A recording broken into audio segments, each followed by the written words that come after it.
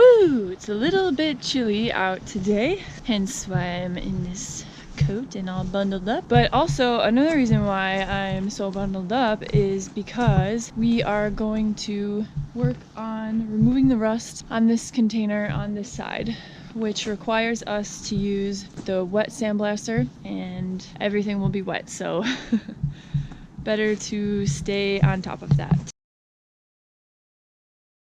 A few years ago, we decided to quit the rat race and venture down a completely unfamiliar path in life. We sold almost all of our possessions, renovated a camper van, and toured the US looking for a piece of land to start our journey. After almost 2 years, we found our piece of paradise in the Pacific Northwest, and Pacific Pines Ranch was born. Follow along as we chase our dreams to build an off-grid shipping container home and to see our projects and adventures along the way. As we like to say on the ranch, the joy is in the journey. First thing we did was use our wet sandblaster to remove the rust.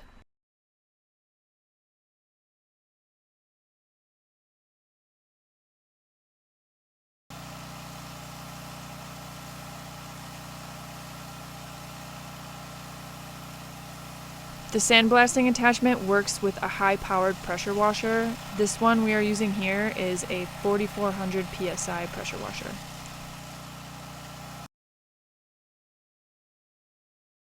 This machine is by far the fastest way to remove intense rust, and I highly recommend it for large metal fab projects. We mainly use this method of rust removal for the areas that are extremely rusty and beyond the capabilities of a wire brush, rust converter, orbital sander, etc. Check the links in the description for all the product info.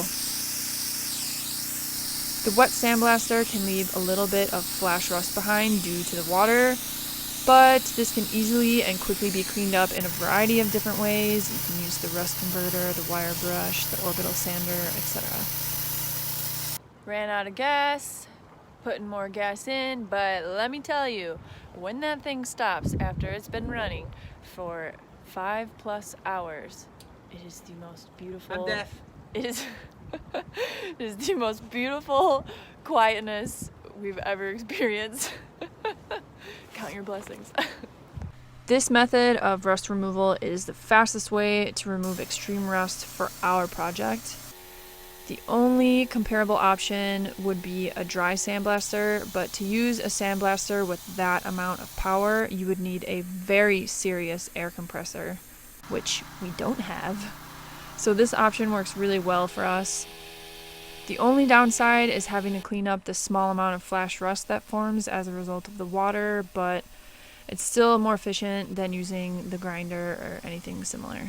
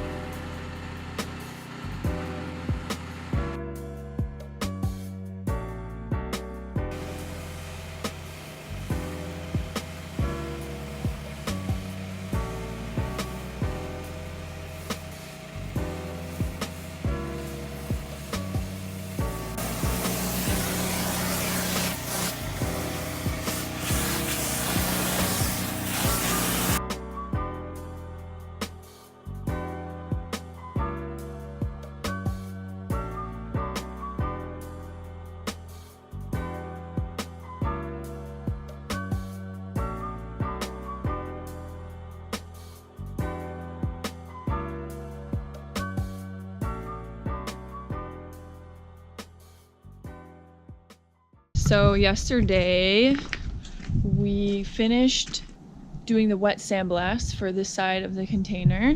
As you can see, a little bit of flash rust has formed, which is fine. It's not that difficult to remove. What was mainly important is that we remove the parts of the rust that were flaky and crusty. So we did that. And now we are going to get ready, get all of our stuff on, get all of our gear on, little by little, baby steps to the finish line.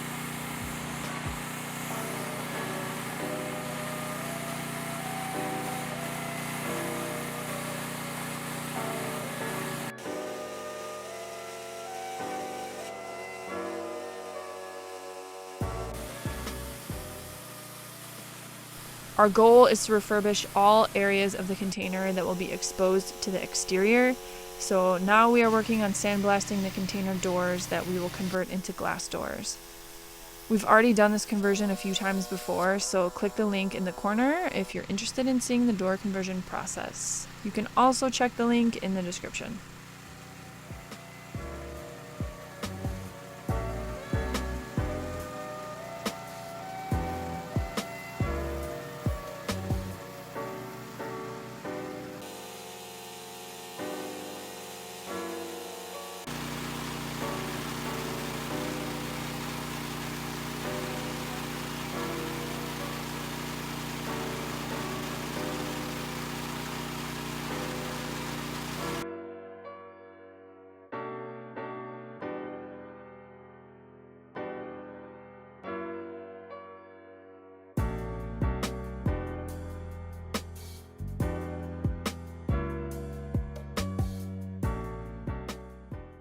So this is what it looks like after we finish wet sandblasting and clean up the flash rust. Now that we're done with the doors and the door frame, we're working on refurbishing the roof.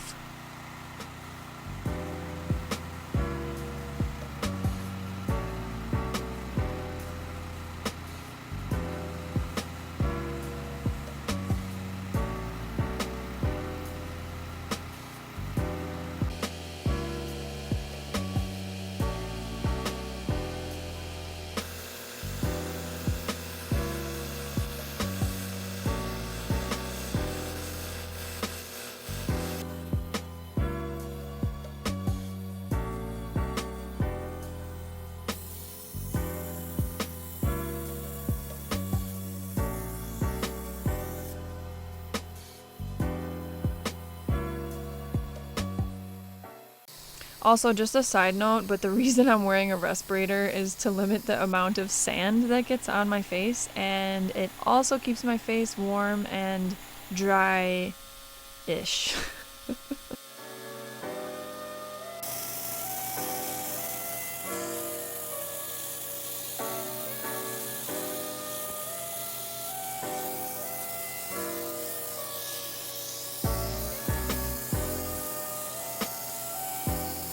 The containers we bought were used and they range from 14 to 18 years old, so we had quite a bit of rust to deal with. Buying new containers would have drastically increased the cost of the overall project, which is why we bought used ones.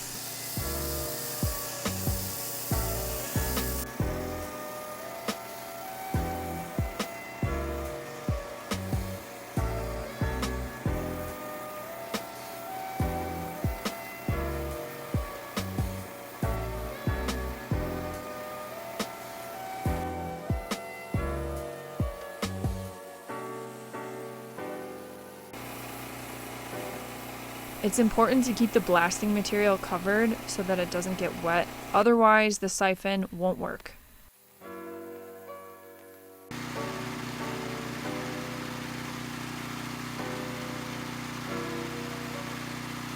And here's the finished product, but before we cleaned up the flash rust.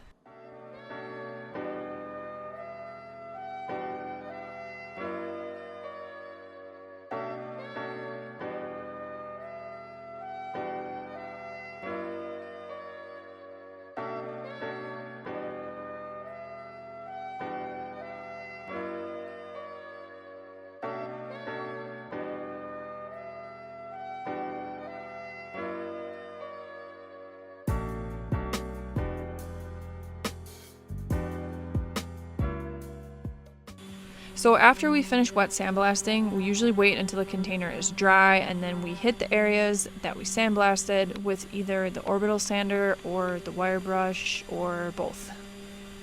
The orbital sander is great because it leaves a nice smooth finish, and the wire brush is great for hard to reach areas.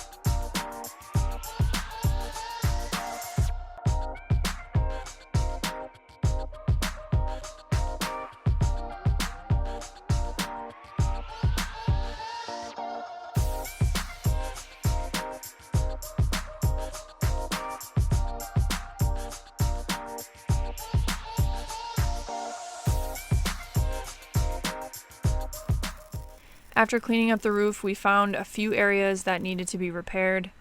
So I welded in a few patches from the leftover panels from the cutouts of the container.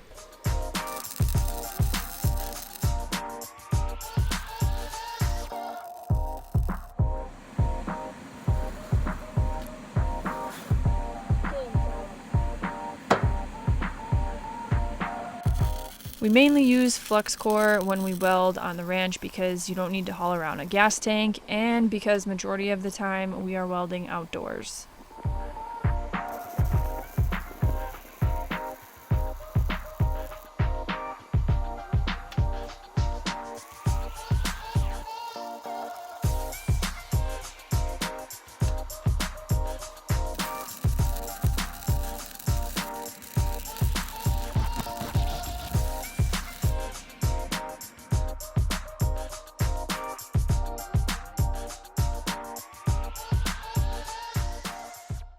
We try to make it a point to take a moment at the end of each day to sit back and see our progress.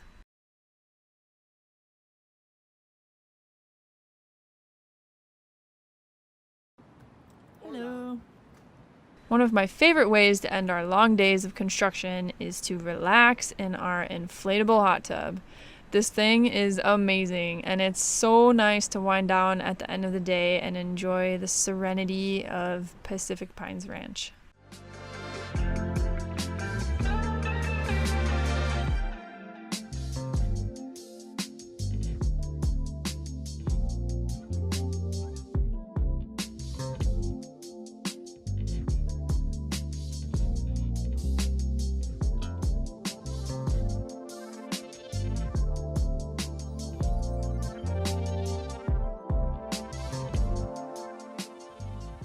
As always, thanks so much for watching, and don't forget to like, share, and subscribe.